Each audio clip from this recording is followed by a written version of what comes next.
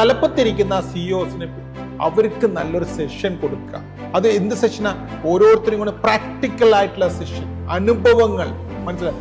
നാളുകളിൽ എന്ത് സംഭവിക്കും, അതിന് നമ്മൾ എന്ത് ചെയ്യണം, ട്രെൻഡ് സെറ്റിംഗ് ആണോ അല്ല ട്രെൻഡ് ക്രിയേറ്റ് ആണോ, ഇങ്ങനെയുള്ള കുറേ ഡിസ്കഷനാണ് ഇവിടെ നടന്നത്.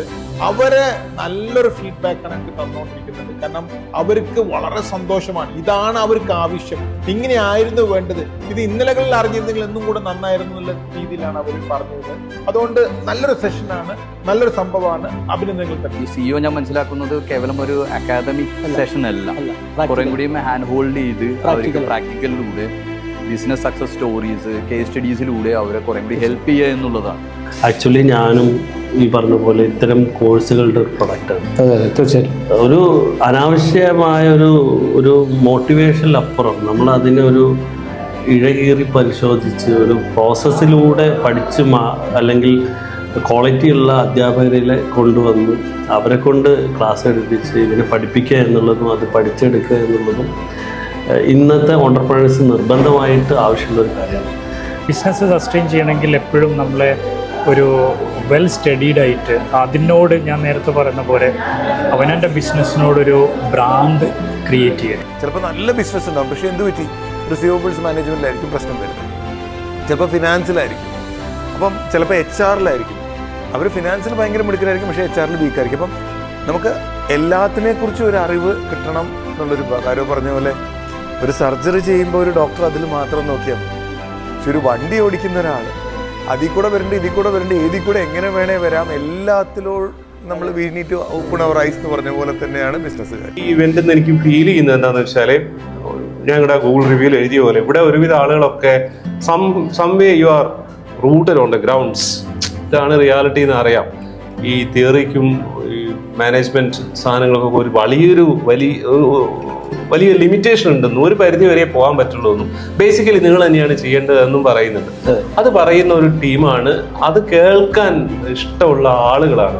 അപ്പോൾ നമ്മുടെ ഈ രാജ്യത്ത് പ്രൊഡക്റ്റീവായിട്ട് നമ്മളുടെ സമയം എല്ലാവർക്കും വിനിയോഗിക്കുവാൻ, പുതിയ പഠനങ്ങൾ തേടുവാനുള്ള ഒരു പതാക വാഹകരായിട്ട് ഈ ടീം മാറുകയാണ്. I think once they step out of this ഈ സ്മാർട്ട് സിറ്റി എന്ന പ്രോഗ്രാം കഴിയുമ്പോൾ തന്നെ അവരുടെ ഒരു തോട്ട് ലെവൽ നെക്സ്റ്റ് ലെവലിലേക്ക് നേരത്തെ വൺസ് സ്റ്റാർട്ടഡ് ഓഫ് നേരത്തെ പറഞ്ഞ മാതിരി അവരൊരു ഗ്ലോബൽ തോട്ട് പ്രോസസ്സിലേക്ക് അവരുടെ മൈൻഡ് റീഎഞ്ചിനീയർഡ് ആവുന്നുള്ളൊരു ഫീലാണ് എനിക്ക് വന്നത്. To be honest, I feel more optimistic about the future of business in Kerala. Thank you. അപ്പോൾ പലരും ബിസിനസ് ചെയ്യുന്നത് ഒന്നെങ്കിൽ അവരുടെ ഫാമിലി ബിസിനസ് ഏറ്റെടുത്തിട്ട് നടത്തുന്നു, ഫൈൻ, അല്ലെങ്കിൽ ആരെങ്കിലും വേറെ ഒരാളെ കണ്ടിട്ട് അതേപോലെ ബിസിനസ് കോപ്പി അടിക്കുന്നു. സ്മാർട്ട് സിഇഒ ഒരു ലേറ്റസ്റ്റ് ട്രെൻഡാണ് കൊണ്ടുവരുന്നത്. ഞാൻ പലതവണ പല ട്രെയിനിങ് സെൻറ്റേഴ്സിൽ പറയുന്ന ഒരു കാര്യമാണ്, സമയം മാറി, സിലബസ് മാറിയിട്ടില്ല. ഇപ്പോഴും കോളേജസിൽ അവർ ബുക്ക് കൊടുത്തിട്ട് പല കാര്യങ്ങൾ പഠിപ്പിക്കും. അതിൽ 80% കാര്യങ്ങൾ ചിലപ്പോൾ പ്രാക്ടിക്കലി ഇന്നത്തെ ഇൻഡസ്ട്രിയിൽ ഉപയോഗിക്കാൻ പോലും പറ്റാത്ത കാര്യങ്ങളായിരിക്കും. ഇപ്പം ടെക്നോളജി വേറെ ലെവലിലോട്ട് എത്തിക്കഴിഞ്ഞു, പക്ഷേ ഇപ്പോഴും നമ്മൾ ട്രഡീഷണൽ ലെവലിലോട്ട് പഠിച്ചു കഴിഞ്ഞാൽ ഒബ്വിയസ്ലി അവർക്ക് ബിസിനസ് ആപ്ലിക്കേഷൻ വരുമ്പോൾ അവർക്ക് ചെയ്യാൻ പറ്റാറില്ല. അപ്പോൾ സ്മാർട്ട് സിഇഒയിൽ ഞാൻ മനസ്സിലാക്കുന്നത് പ്രാക്ടിക്കൽ ട്രെയിനിങ് കൊടുക്കുമ്പോൾ അവർക്ക് ശരിക്കുള്ള ഇൻഡസ്ട്രിയിൽ കയറി കഴിഞ്ഞാൽ എന്ത് പ്രശ്നങ്ങൾ വരും, അതെങ്ങനെ ഫേസ് ചെയ്യാൻ പറ്റും ഇൻ ഓൾ ആംഗിൾ. ഒരു പ്രശ്നം ഒരു പ്രാവശ്യം പരിഹരിച്ചു കഴിഞ്ഞാൽ ആ പ്രശ്നം എന്തായിരുന്നു ആ പ്രശ്നം എന്നും ആ പ്രശ്നം എങ്ങനെ പരിഹരിച്ചു എന്നും ആ പ്രശ്നത്തിന് ഇനി വരാതിരിക്കാനുള്ള സൊല്യൂഷൻ ഇന്നൊക്കെ ആണ് എന്ന് ഇയാൾ മനസ്സിലാക്കി.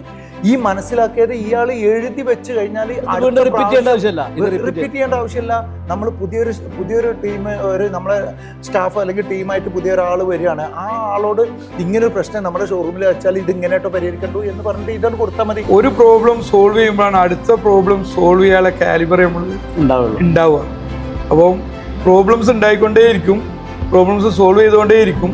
അപ്പം മെന്റൽ കൊടുക്കേണ്ട കോൺഫിഡൻസ് ആണ് കൊടുക്കേണ്ടതെന്നാണ്. ഈ സ്മാർട്ട് സിഇഒ എന്ന് പറയുന്നത് എനിക്ക് തോന്നിയത് കുറച്ച് പ്രാക്ടിക്കലായിട്ടും സിസ്റ്റമാറ്റിക്കായിട്ടും എന്നാൽ അതേസമയം തന്നെ തിയറിറ്റിക്കലായിട്ടും എല്ലാം മിക്സ്ഡ് ആണ്. അപ്പോൾ അതുകൊണ്ട് തന്നെ ഇതിൽ ഏതെങ്കിലും ഒരു കാര്യത്തിലെങ്കിലും ഇവർക്ക് സക്സസ് കിട്ടും.